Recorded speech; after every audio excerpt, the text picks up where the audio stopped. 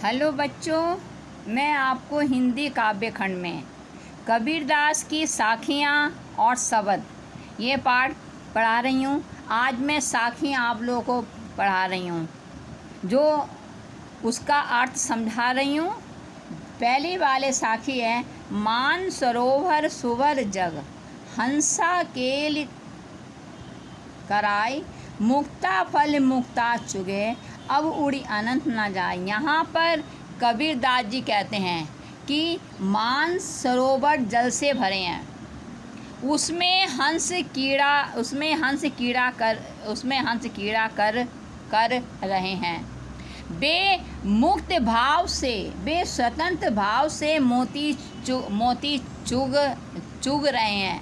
उन्हें जल कीड़ा में आनंद आ रहा है और जल कीड़ा और मोती चुगने में इतना आनंद आ रहा है कि अब वे यहाँ से उड़कर अन्य कहीं नहीं जाएंगे। अब वे यहाँ से यानी मानसरोवर से उड़कर अन्य जगह कहीं नहीं जाएंगे। अब वे यहाँ से उड़कर कहीं नहीं जाएंगे। फिर से बता रही हूँ, मान सरोवर सुवर जल हंसा केल कराय मुक्ता फल मुक्ता चुगे अब उड़ी अनंत न जाए। यहाँ पर कबीरदास जी कह रहे हैं कि मान सरोवर जल से भरे हुए हैं, हंसा केली कराय, केली माने खेल, और उसमें हंस जो हैं हंस कीड़ा कर रहे हैं। मुक्ता फल मुक्ति चुगे अब उड़िया, और वह स्वतंत्र भाव से, मुक्त भाव से मोती चुग रहे हैं। उन्हें जल कीड़ा और मोती चुगने में इतना आनंद आ रहा है कि वे अब यहाँ से उड़कर अन्य कहीं नहीं जाएंगे, अन्य जगह कहीं नहीं जाएंगे। अब देखिए दूसरा है, प्रेमी ढूंढत में फिरा प्रेमी मिला न कोय प्रेमी को मिले सब विष अमृत होए। यहाँ पर कबीरदास जी कहते हैं कि मैं यानी मैं भी भक्त हूँ। मैं किसी सच्चे प्रभु प्रेमी की खोज में निकला, परंतु प्रयत्न करने पर भी मुझे सच्चा भक्त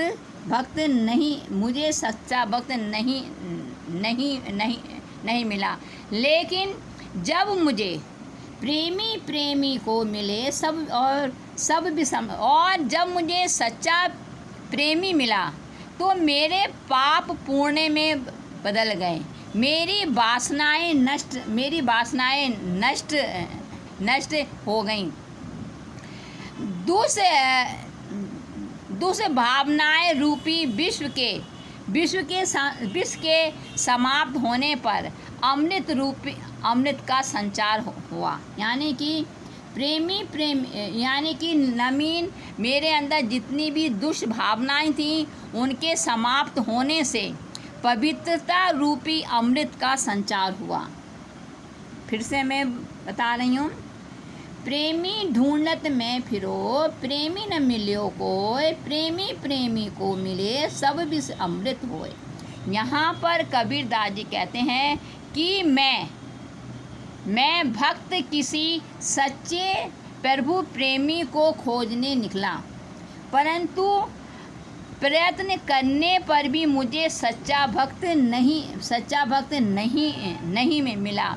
लेकिन जब मुझे सच्चा भक्त मिला, प्रेमी को मिले, जब मुझे सच्चा भक्त मिला तब मेरे सब पाप पुण्य में बदल गए, सारी वासनाएं नष्ट हो गईं और वासना रूपी विष के समाप्त होने पर पवित्रता रूपी अमृत का संचार हुआ। यानी कि जितनी भी मेरी दुष्भावनाएं थीं वह विष के समान थीं, तो उन दुष्भावनाओं के नष्ट होने से, विषय वासनाओं के नष्ट होने से पवित्रता रूपी जो है अमृत का संचार हुआ। तीसरा है हस्ती चढ़िए ज्ञान की सहज दुलीचा डार, स्वान रूप संसार है भूकन दे झकमाए। यहाँ पर कबीरदास जी साधकों को संबोधित करते हुए कहते हैं, साधक यानी कि जो किसी ईश्वर की साधना को करते हैं, उन साधकों को संबोधित करते हुए कहते हैं हे साधकों, तुम ज्ञान रूपी हाथी पर सहज समाधि रूपी आसन बिछाकर निश्चितता से चलते रहो। यह संसार स्वान रूप संसार है भूकन दे झकमाए। यह संसार कुत्ते के समान है जो हाथी को चलते देखकर व्यर्थ भौंकता रहता है। यह संसार कैसा है? हाथी के समान है, जो कि यह संसार कुत्ते के समान है जो कि हाथी को चलते हुए देखकर व्यक्त होता है। आशय यह है कि प्रभु साधक को दुनिया की निंदा की परवाह ना करते हुए साधना के पथ पर आगे बढ़ते रहना चाहिए। फिर से मैं इसका अर्थ बता रही हूँ। हस्ती चढ़िए ज्ञान की सहज दुलीचा डाल, स्वान रूप संसार है भूकन दे झकमाए। कबीरदास जी साधकों को संबोधित करते हुए कहते हैं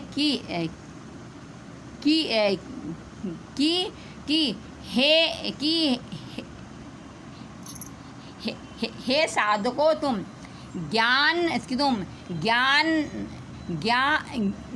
ज्ञान रूपी हाथी पर सहज समाधि रूपी आसन बिछाकर सहजता से चलते रहो, निश्चिंतता से चलते रहो।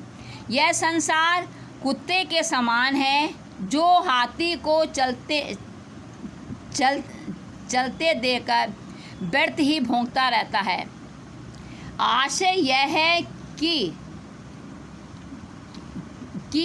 प्रभु साधकों को दुनिया की निंदा की परवाह ना करते हुए साधना के पथ पर बढ़ते जाना चाहिए।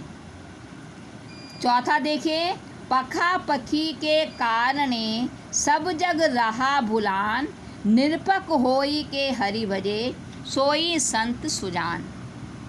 यहाँ पर कबीरदास जी कहते हैं कि आज संसार पक्ष और विपक्ष में जो है पढ़कर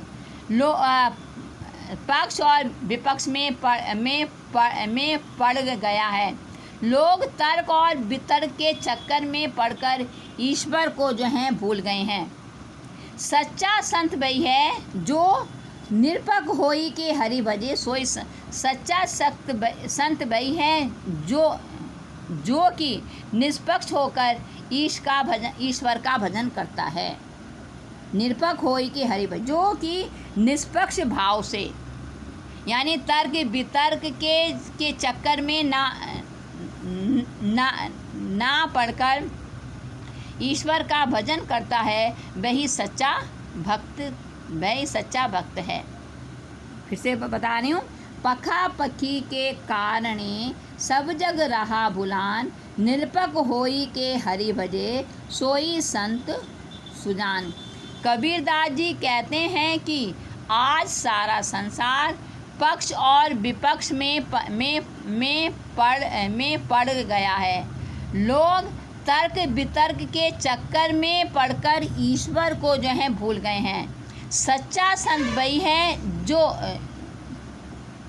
जो निष्पक्ष होकर ईश्वर का भजन करता है। जो निष्पक्ष होकर ईश्वर का भजन करता है, वही सच्चा भक्त है।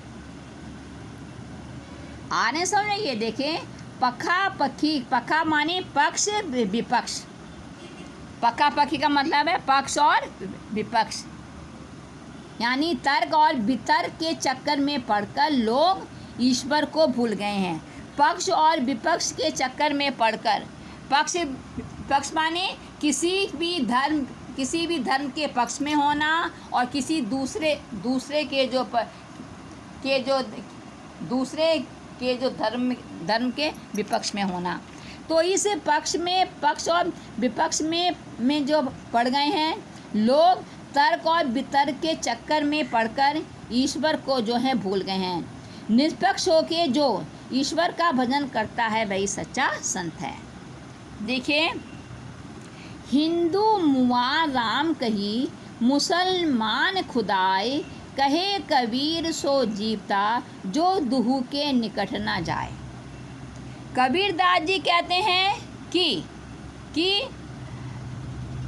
जो है हिंदू लोग राम का नाम लेकर मर गए, मुसलमान खुदा कहते कहते मर गए, पर दोनों ईश्वर को प्राप्त नहीं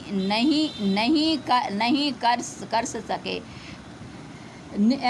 कहे कहीर जीव जीवता रहीम जीवता बाय। और कबीरदास जी कहते हैं कि वही व्यक्ति जीवित कहलाने योग्य है जो हिंदू और मुस्लिम, राम और खुदा दोनों से दूर है ना। कहे रहीम सो जीवता, जो दुहू के निकट न जाए।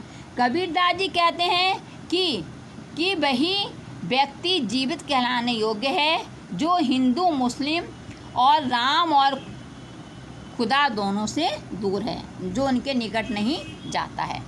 फिर से मैं बता रही हूँ, हिंदू मुआ राम कही, मुसलमान खुदाए, कहे कबीर सो जीवता, जो दुहू के निकट ही न जाए।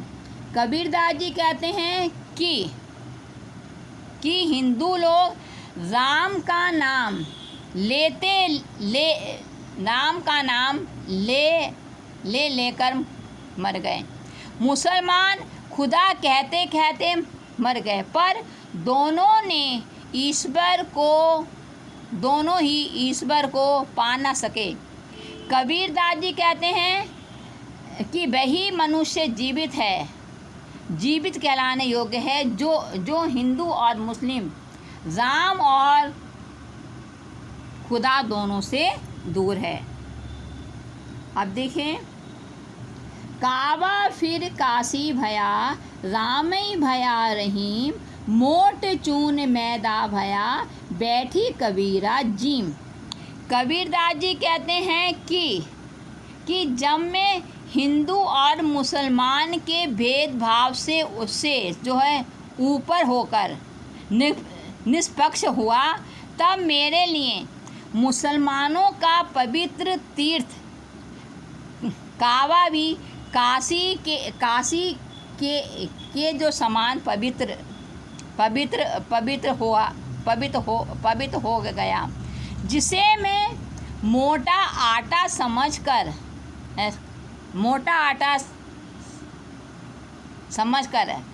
खाने योग्य नहीं समझता था, वही मेरे लिए बारीक मैदा जैसा हो गया है। मैं उसे बैठकर आराम से खाता हूँ। आशय यह है कि धार्मिक भेदभाव के नष्ट होने पर हिंदू और मुसलमान की और राम रहीम की जो वो दुर्भावनाएं थी सभी नष्ट हो गई। फिर से बताइए, कावा फिर काशी भया, रामई भया रहीम, मोट चून मैदा भया, बैठी कबीरा जीम।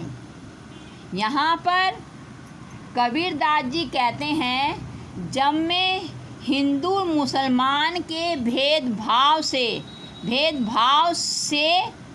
ऊपर उठकर निष्पक्ष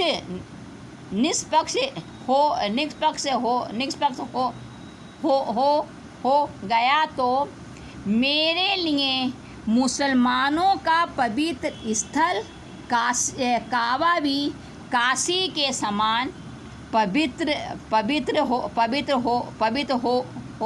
हो गया, जिसे मैं मोटा आटा समझकर अखाद्य समझता था, यानी खाने योग्य नहीं समझता था, वही मेरे लिए बारीक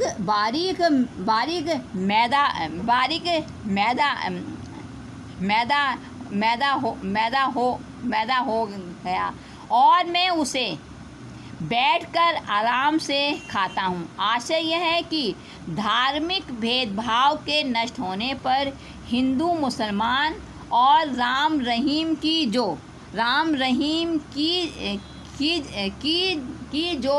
दुर्भावनाएं थी वे सब दूर हो गई।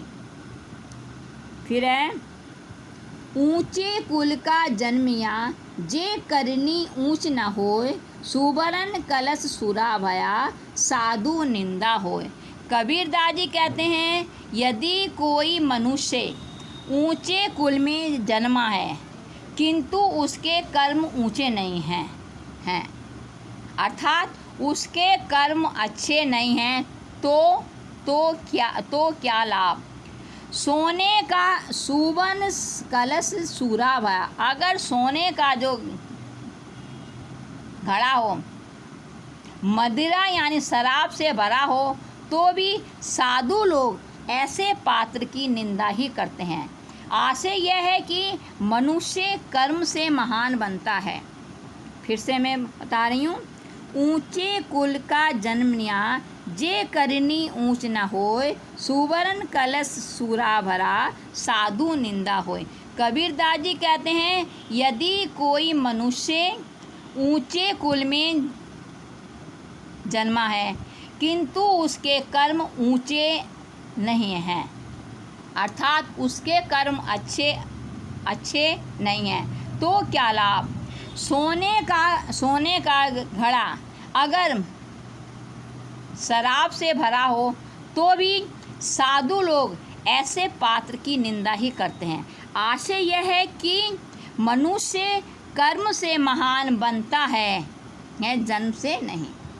तो बच्चों, आज मैंने आपको इन साखियों के अर्थ समझा दिए। एक बार जल्दी मैं इनको फिर से रिपीट कर रही हूँ। पहला है, मान सरोवर सुबर जल कल्ला के हंसा के लिया। कबीरदास जी कह रहे हैं कि मान सरोवर जल से भरे हैं और हंस उसमें जो है हंस उसमें कीड़ा कर रहे हैं। मुक्ता फल मुक्ति, और वह मुक्त भाव से स्वतंत्र भाव से मोती को चुन रहे हैं। उन्हें जल कीड़ा और मोती चुगने में इतना आनंद आ रहा है कि अब वे उसे छोड़कर कहीं नहीं जाना चाहते, अब वे और कहीं नहीं जाएंगे। फिर है, प्रेमी ढूंढत में फिरा प्रेमी न मिले कोई। यहाँ पर कबीरदास जी कहते हैं कि जो मैं ईश्वर भक्त सच्चे ईश्वर प्रेमी को ढूंढने के लिए निकला, सच्चे प्रभु प्रेमी को ढूंढने को निकला, परंतु प्रयत्न करने पर भी मुझे सच्चा प्रेमी नहीं मिला। लेकिन जब मुझे सच्चा प्रेमी मिला तो मेरे सब पाप पुण्य में जो बदल गए, वासनाएं नष्ट हो गईं और दुष्ट वासनाएं रूपी विष के समाप्त होने पर पवित्रता रूपी अमृत का संचार हुआ। हस्ती चढ़ी, यहाँ पर कबीरदास जी साधकों को संबोधित करते हुए कहते हैं कि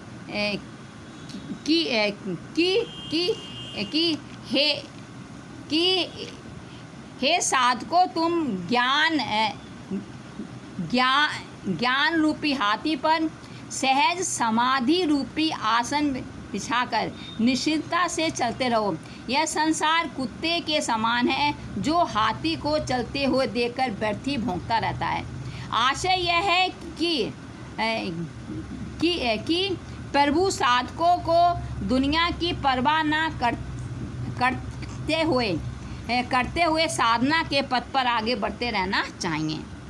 फिर है, पखापखी के कारण यहाँ पर पक्ष और विपक्ष में पड़ गए, पूरा संसार पक्ष और विपक्ष में पड़ गया है। लोग तर्क वितर्क के चक्कर में पड़कर ईश्वर को भूल गए हैं। सच्चा भक्त वही है जो कि सच्चा संत वही है जो है निष्पक्ष होकर निष्पक्ष होकर ईश्वर का भजन करता है।